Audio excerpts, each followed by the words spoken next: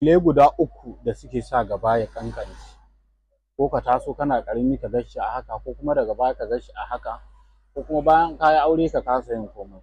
To sai ka saurari wa'annan dalilai guda uku ka ji, in ka san ɗaya ya taɓa faruwa da kai, to tabbas yana ɗaya daga cikin matsaloli, illoli da suka sa gaba ya ƙanƙance, sai ka ɗauki number mu a profile ka mun magana. Hanya ta farko shine wanda ya taɓa aikata istimina'i, auren hannu, zina hannu, da hannu ake yi, kuma hannu yana da dahi, yana kashe jijiyoyin al'aura da tsokar al'aura, wanda wannan abun yana sa gaba yana ƙanƙancewa ya noƙe ya takure.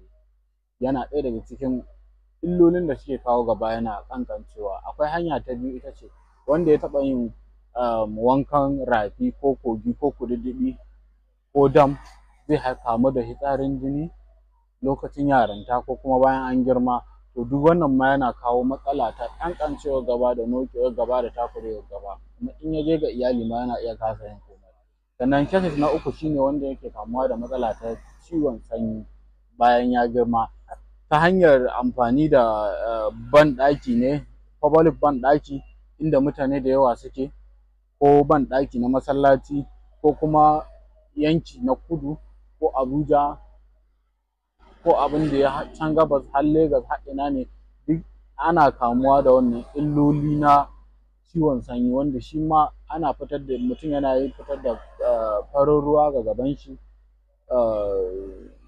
ƙaiƙayi ga jiki, ƙaiƙayin ido da sauransu. To su ma suna ɗaya daga cikin abubuwan da suke sanya gaba ya ƙanƙance. Duk wanda ya san yana da wannan matsalar, to ya ɗauki number mu a profile, ko kuma ya san ya taɓa aikata wannan abun ya mun magana. Insha Allahu akwai ingantaccen magani da za a bada. Kada a manta da following, da liking, da sharing don 'yan uwa su amfana. Mun gode, Allah sa mu dace.